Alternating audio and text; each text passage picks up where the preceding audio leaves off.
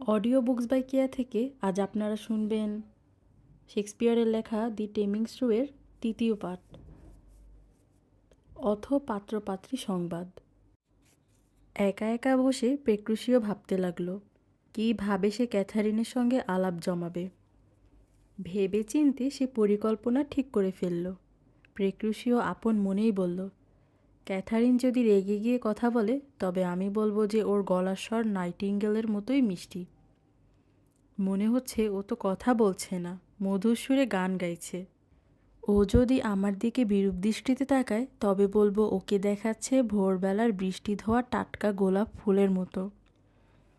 যদি সে মোটেই কথা না বলে তবে আমি বলবো, কি চমৎকার তোমার কণ্ঠস্বর, কি চমৎকার তোমার ভাষা আর বাক্যবিন্যাস।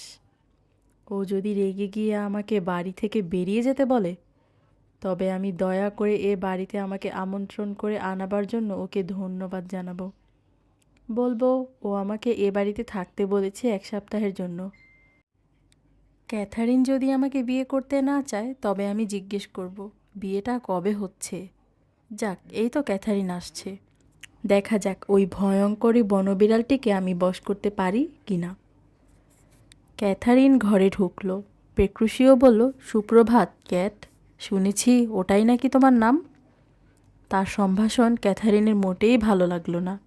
সে সগর্বে বলল, যারা আমার সঙ্গে কথা বলে তারা আমাকে ক্যাথারিন বলেই জানে। তুমি মিছে কথা বলছো, একগাল হেসে পেক্রুসিও বলল, তোমাকে ক্যাট বলেই ডাকা হয়, সুন্দরী ক্যাট। অবশ্য মাঝে মাঝে তোমাকে উগ্রচণ্ডা ক্যাটও বলে কেউ কেউ। তুমি নাকি দারুণ দজ্জাল, দারুণ ঝগড়াটে। কিন্তু যে যাই বলুক না কেন, আমার কাছে তুমি সুন্দরী ক্যাট, দুনিয়ার সেরা সুন্দরী। তোমার ভদ্র আচার আচরণের কথা সব জায়গাতেই শুনতে পাওয়া যায়। তোমার রূপগুণের কথা শুনেই তো আমি তোমাকে বিয়ে করবার জন্য ছুটে এসেছি।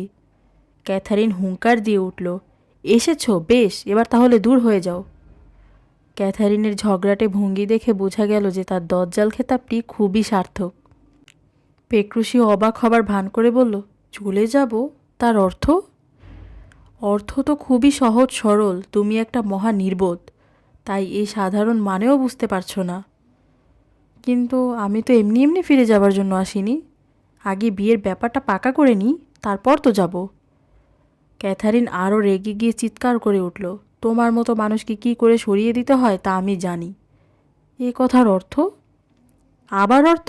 এ লোকটা তো দেখছি আচ্ছা হাদা, কোনো কথাই বুঝতে পারে না। শোনো, তুমি হলে একটা টুলের মতো, এক ধাক্কায় তোমার মতো টুলকে সরিয়ে দেওয়া যায়।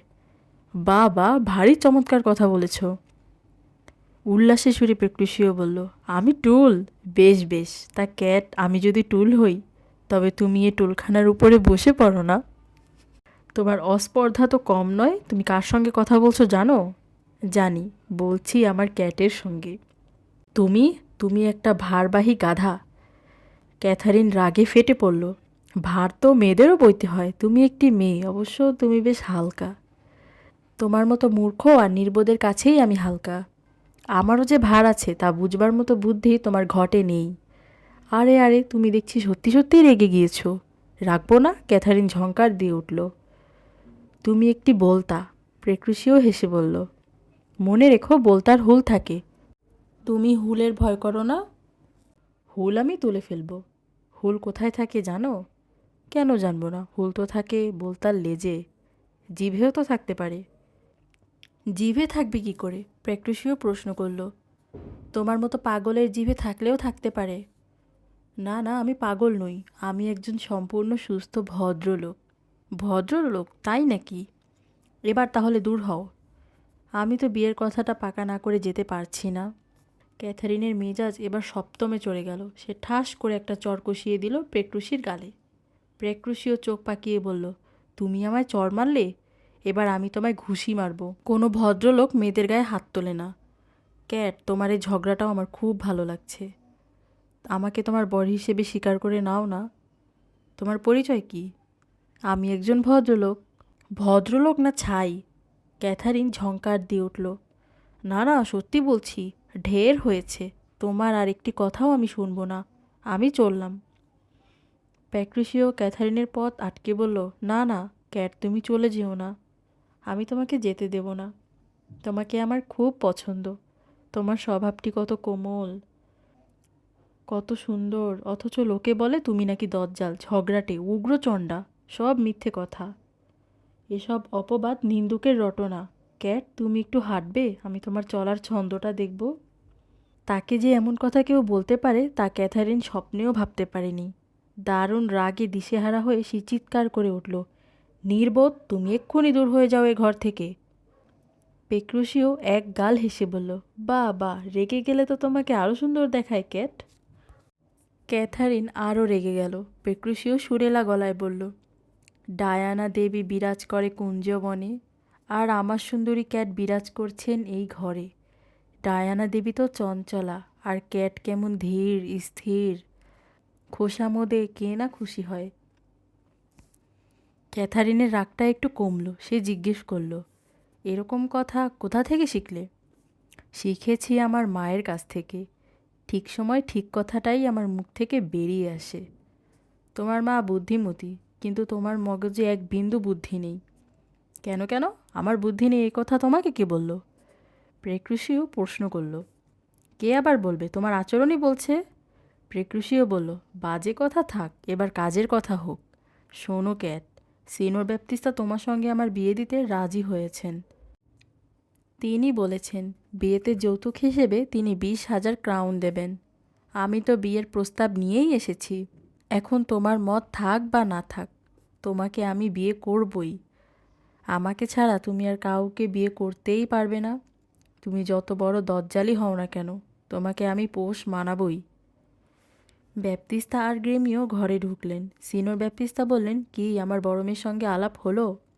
হ্যাঁ হ্যাঁ, আপনার মেয়েটি যেমন সুন্দরী তেমনি সুশীলা। একগাল হেসে প্রেক্টুসিও বলল, প্রস্তাব করেছ? নিশ্চয়ই, আপনার মেয়ে তো এক কথায় রাজি। আমাকে দেখেই তার পছন্দ হয়ে গিয়েছে। কি? ক্যাথারিনের গলা চিরে একটা তীক্ষ্ণ চিৎকার বেরিয়ে এলো। মেয়ের দিকে তাকালো ব্যাপ্তিস্তা। রাগে ফেটে পড়ে ক্যাথারিন বলল, বাবা, কোথা থেকে এই মূর্খ আর পাগলটাকে ধরে এনেছো আমার সঙ্গে বিয়ে দেবার জন্য? আর কি কোনো পাত্র জুটল না? দেশে কি ভালো পাত্রের অকাল হয়েছে? সিনোর ব্যাপ্তিস্তা হতবুদ্ধি হয়ে তাকালেন প্রেক্রুশিওর দিকে। প্রেক্রুশিও বলল, ওর কথা শুনে ভুল করবেন না। এই রাগটা হলো আসলে ভান। আমি বিয়ের প্রস্তাব করেছি, ও রাজি হয়েছে, আমাদের মধ্যে কথাবার্তা একেবারে পাকা হয়ে গিয়েছে। আগামী রবিবারেই বিয়ে হবে। ক্যাথারিন রেগে গিয়ে চিৎকার করে উঠল, আগামী রবিবারে তুমি ফাঁসিতে ঝুলবে। বা বা, হবু বর সম্পর্কে হবু কনের কি চমৎকার সদিচ্ছা। এই বুঝি কথাবার্তা পাকা হয়ে যাবার নমুনা? গ্রেমিও ব্যঙ্গের সুরে প্রশ্ন করল, আপনি আমাদের ব্যাপারে কোনো মন্তব্য না করলেই খুশি হব। গ্রেমিওর দিকে তাকিয়ে প্রেক্রুশিও বলল, আমাদের দুজনের মধ্যে আলাপ আলোচনা হয়ে গিয়েছে। বিয়ের দিনক্ষণও দেখা ঠিক হয়ে গিয়েছে। সিনোর ব্যাপ্তিস্তা, আপনি চিন্তা করবেন না। আপনার মেয়ে অন্যের সামনে মুখরা এবং দজ্জালের মতো আচরণ করলেও যখন একা আমার কাছে ছিল তখন কিন্তু খুব ভালো এবং ভদ্র আচরণই করেছে। ব্যাপ্তিস্তা বললেন, তাই করলেই ভালো। প্যাক্টুসিও বলল, সিনোর ব্যাপ্তিস্তা, আপনি বিয়ের জোগাড় যন্তর করুন। বড় মেয়ের বিয়ে, ভোজনের আয়োজনটা নিশ্চয়ই ভালো করে করবেন। এখন আমি যাচ্ছি। বিয়ের জিনিসপত্র আর পোশাক পরিচ্ছদ কিনবার জন্য আমাকে আবার ভ্যানিসে ছুটতে হবে। আগামী রবিবারে বিয়ে, হাতে তো আর সময় নেই। ব্যাপ্তিস্তার কাছ থেকে বিদায় নিয়ে প্যাক্রুশিও চলে গেল। আর এদিকে বিয়াঙ্কাকে বিয়ে করবার জন্য দুই ছদ্মবেশী শিক্ষক, লুনেসিও আর হার্তেনসিওর মধ্যে শুরু হলো জোর প্রতিযোগিতা। দুজনেই শিক্ষার মধ্য দিয়ে তরুণী বিয়াঙ্কাকে নিজেদের মনের কথা জানাতে শুরু করলো।